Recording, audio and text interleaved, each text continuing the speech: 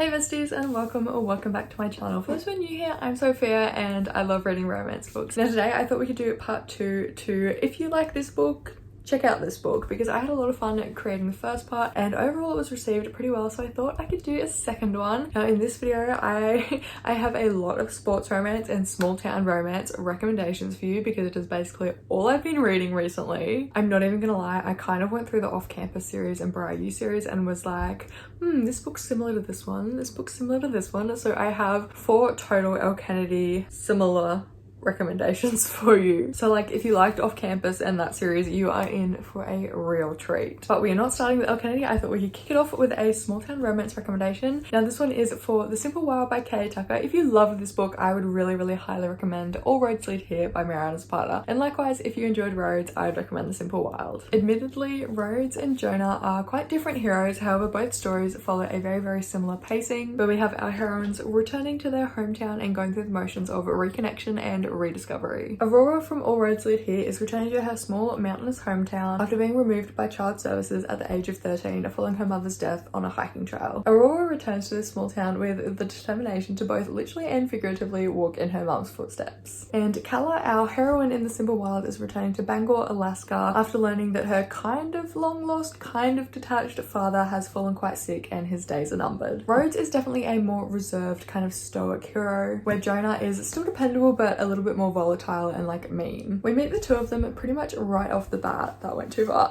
Pretty much right off the bat, where they form these preconceived notions about our heroines and treat them as such. So while their personalities definitely do differ, they are actually quite similar in their reasonings behind the actions and how they treat our heroines. Also in both stories there is a child figure. In All Roads Lead Here, Rhodes is a single father to a 15-year-old boy, and in The Simple Wild, Kala's father has a sort of adopted daughter. Okay, so I literally can't wait to talk about sports romances, so we're going to dive into them and then we're going to loop back around at the end for 2 more small town romance recommendations. Okay, so first up in our little sports romance section, we have The Deal by Elle Kennedy. I'm sure most of you are very familiar with this one, and if you liked The Deal by Elle Kennedy, I would recommend Playing Hard to Get by Monica Murphy. Both The Deal and Playing Hard to Get have the trope of tutoring to bring our main characters together where otherwise their paths may not cross, and it gives them an excuse to get to know each other. Hannah is, I believe, a music major and has some past traumas, which means she kind of sticks to herself, whereas Joanna is kind of the stereotypical shy, goody two-shoes, nerdy, stick to herself kind of girl. And of course Garrett is, I swear, the internet's favorite book boyfriend, maybe only second to Aaron Warner. I definitely think the reason he is most loved is because he literally embodies a golden retriever. And while I don't think Knox is quite at golden retriever status, he definitely does fulfill the reformed playboy and boy falls for first tropes, which are always super cute. And I will also say, if you're someone who hates miscommunication in a book and really prefers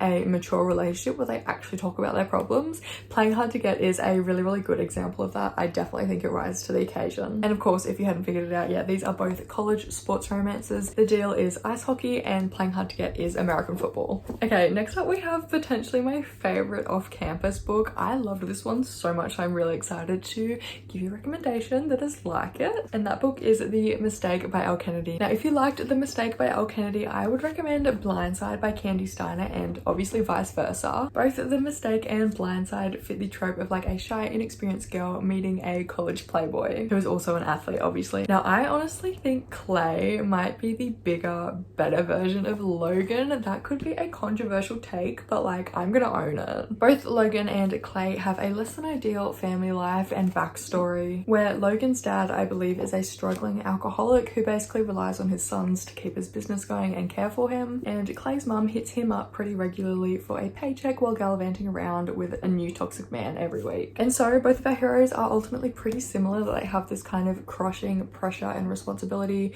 to look after their parents. Overall, I just kind of get similar vibes from the two, and if you like the characters in one couple, I'm pretty confident you will like the characters in the other, and they are both also part of a interconnected standalone series, so you can read them individually. Though I do recommend reading the entire series for the full experience. I would also recommend that if you liked The Deal by Elle Kennedy that you should check out Blindside by Candy Steiner because they are both fake dating. And I just want to give like another quick recommendation that mentioned to Blindside and Playing Hard to Get, where if you liked either of the heroines in these two books, I would definitely recommend you check out the other. And also, if you liked the trope of Clay reading Gianna's smutty books, Knox listens to Joanna's in this, so if that sounds good to you, I would check out the other one. Okay, now that we're through that little like clusterfuck of recommendations, these next two I have for you are very, very heavy on the reformed Playboy trope. And those two books are, of course, The Score by Elle Kennedy and Consider Me by Becca Mack, where if you liked either of these, I would recommend the other. The Score deals with the reformed Playboy aspects on a college athlete level, where Consider Me is a whole other beast. Carter is a professional hockey player kind of renowned for his fuckboy lifestyle. Of course, there's naturally drama in both of these books where puck bunnies try to intervene and miscommunication between our main characters and Suze. Both books also deal with grief in different ways. Of course, I'm not going to spoil that for you, but just take my word for it. And I did also quite like both heroines, Ali and Olivia. They're both super sassy and honestly kind of feisty. To give like a one sentence comparison, Consider Me is honestly the like bigger, better version of The Score. So if you like Dean, you will absolutely love Carter. Next up, we have another two of my favorite books with one of my favorite tropes ever. This is The Risk by Elle Kennedy and Quarterback Sneak by Candy Steiner. Both of these books are a coach's daughter and star athlete romance, where The Risk is a hockey romance and Quarterback Sneak is an American football romance. I'm gonna be biased again and say that I loved Quarterback Sneak for its deeper emotional connection, so if you liked The Risk, I think you'll love Quarterback Sneak. Both heroines in these books are also quite career motivated, with Brenna seeking a career in sports journalism and Julep following a path into physiotherapy. I also just love these two heroines so much. They're both absolute badasses who keep their softer sides kind of more reserved and hidden, but of course the heroes eventually worm their ways into their hearts. I really did love Jake from The Risk and Holden from Quarterback Sneak. On a surface level, they're both very much women-loving college athletes, but as their character develops, you really get a deeper insight into them and actually do fall in love with them. Personally, I loved the touch of Jake's lucky charm and Holden's little quirk and love for gardening. I thought that was so sweet, and it really does just make the both of them that much more lovable. Oh my gosh, I have another two of my favorites to recommend to you. Listen, I wouldn't recommend them if I didn't enjoy them, but these next two are Heartless by Elsie Silver and Ignite by Melanie Harlow. Now, I think if you've discovered Elsie Silver recently and absolutely loved Heartless and Willa and Cade and Luke, that you will absolutely love Ignite by Melanie Harlow, and vice versa. Both Heartless and Ignite are single dad, forced proximity age gap romances taking place in a small town. Cade and Willa from Heartless and Dex and Winnie from Ignite really do share this like instantaneous connection with each other. Cade and Willa when Willa takes a job to be his son's nanny, and Dex and Winnie when Dex and his two little girls move into the condo next door. In both stories, this leads to a very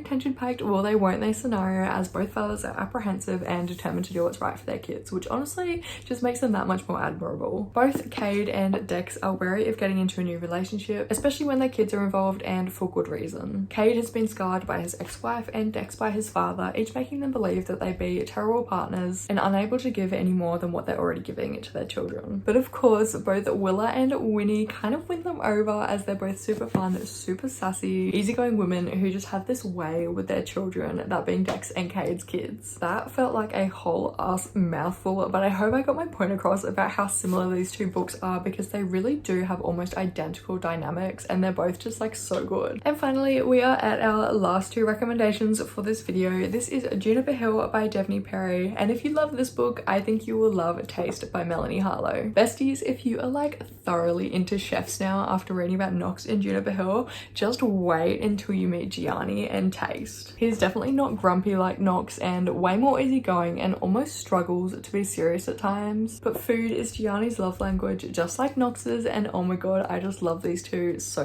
much. Both of these books also share the same tropes of forced proximity and workplace romance. Memphis rents Knox's garage apartment and works in the same hotel as him, while Gianni and Ellie work at the same family restaurant. Their forced proximity gets amplified very early on in the book when Gianni insists on accompanying Ellie to a catering event. Of course, a snowstorm then decides it's the perfect opportunity for it to strike the state, forcing the two of them to spend the night huddled up in a roadside motel with only one bed. Yes, you heard me, there is a one bed scene in Taste. Actually, the first like third of the book is kind of a one bed scene, and like I ate it up. It was so good. And just a very quick shout out to All Roads Lead Here, which is now buried in that pile, so I'll just put a picture up.